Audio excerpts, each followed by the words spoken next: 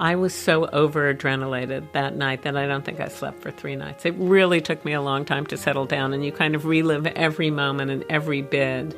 But I knew it was worth it. I knew that this was one of the greatest works Clyfford Still ever painted, and that this was a once-in-a-lifetime opportunity.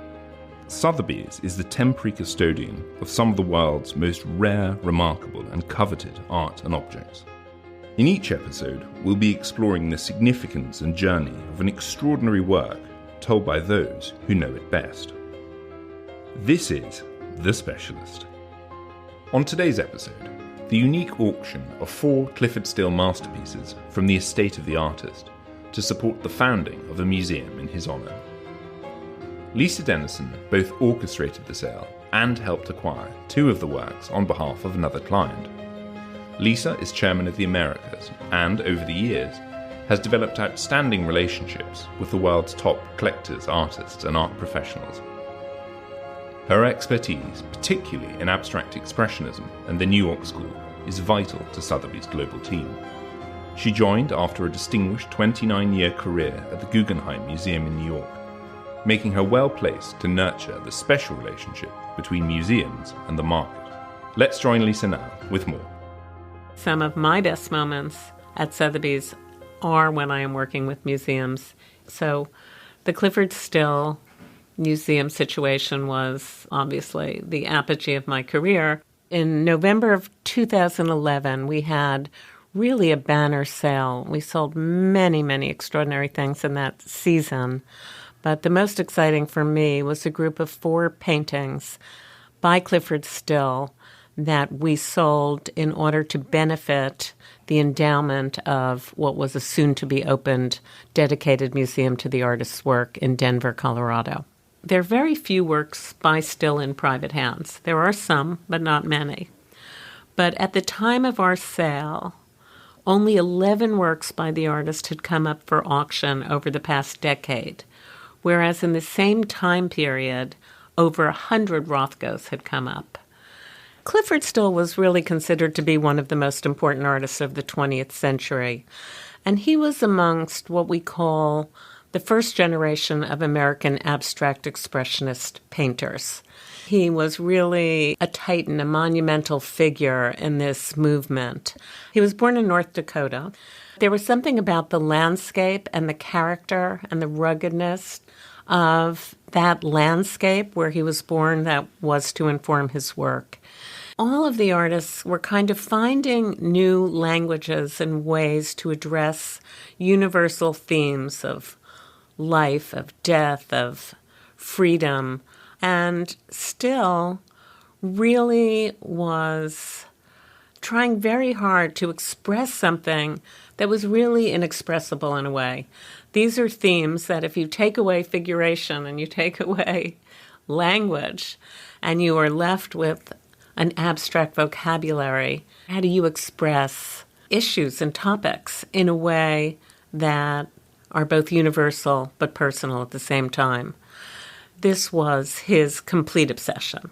When I look at these, I often feel like I'm looking at a fissure or a rupture in the surface of the earth. The kind of feeling that it leaves is very, very, very intense. In the mid-50s, he completely broke ties with commercial galleries and restricted loans only to museum exhibitions. He became his own curator. He wanted to control the display, the distribution of his work, functioning not just as a curator but as a dealer, which left an enormous body of work. He really viewed the commercial art world with disdain, believing that the commercial art world prioritized profit over artistic integrity. So there is a certain irony in the fact that a group of works, these 4 remarkable works, that they would come to auction and make record prices. Still believed that you could only evaluate his art in the context of other paintings. And what Still's will stipulated is that they would be given to a museum who would become the Clyfford Still Museum and take the body of work and have a dedicated building to it. And hence, the quest began by his widow, Patricia, to find the organization who would take that on. This was considered to be a very tricky will that left the estate to it had to be an American city that would agree to build a museum exclusively for these works. And in 2004, Denver threw its hat into the ring and was awarded the estate. But what was needed was an endowment, an operating endowment. Before these works were gifted to the museum, Patricia Still held them back so that they wouldn't be restricted by a deaccession policy, and decided they would be sold at auction. The city came to Sotheby's and Christie's to solicit proposals that was reviewed by a very strict, I think, 9-person board. And fortunately for us, for me, Sotheby's won the contract. Patricia Still selected 4 works that represented different phases of Still's career to be sold. The first work was executed in 1940, and it's an early work, and it really shows a kind of surrealist figuration that's moving towards abstraction. What's interesting about this painting, which is in what I consider one of his real signature palettes, browns, blacks, ochres, is that this lifeline or these vertical zips start to appear already in this canvas. The second work was from 1947. No longer do you have any sense of figuration. We are completely abstract, and the only human presence is really the gesture, the hand of the artist that you see.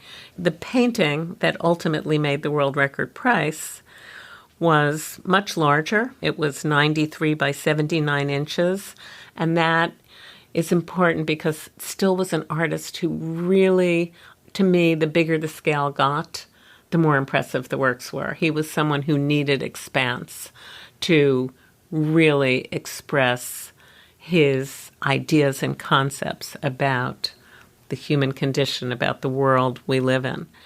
To me, this painting had everything. Perfectly harmonious composition, but just these jagged shards of color that he's known for, with these blood reds and velvety blacks, very textured brush strokes.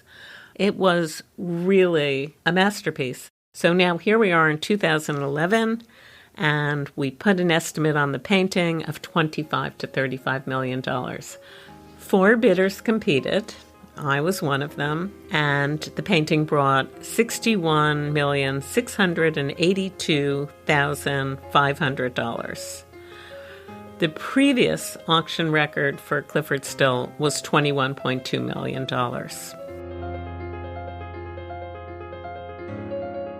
For me personally, it was quite a night.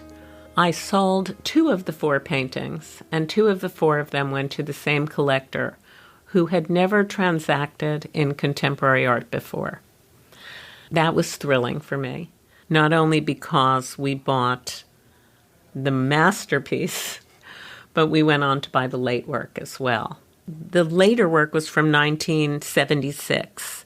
Again, an expansive masterpiece of intense color, but this one was more restricted in palette to this kind of orange and sort of neutral ground color of Stills.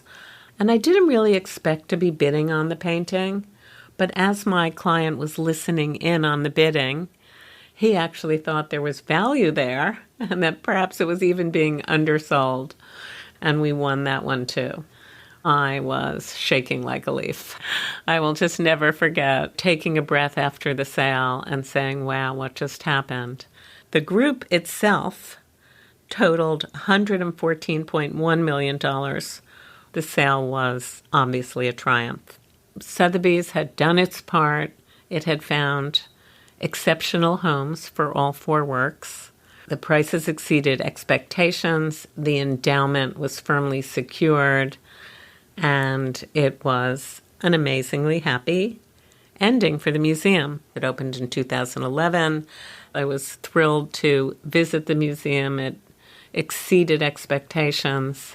It really is a masterpiece in terms of its architecture, in terms of how the works are presented, in terms of the glimpses into kind of archival materials from the artist's palette and paints to a glimpse into their storage facility. It really, I think, fulfills its goals. On the one hand, you think, well, isn't it a shame that if you really want to understand Clyfford Still, you have to go to Denver, San Francisco, New York, or Buffalo? So there's an argument to be made for decentralization. But on another hand, you really have to honor the artist's intentions. And Denver becomes a destination if you want to see Clyfford Still. And I kind of am really okay with that. Thank you for joining us on The Specialist. This has been brought to you by Sotheby's Financial Services. SFS offers asset-based loans to unlock the value of your fine art, automobiles, and other luxury collectibles. To step further into the world of Sotheby's, visit any one of our galleries, which are open to the public. Go to sotheby's.com to find out more.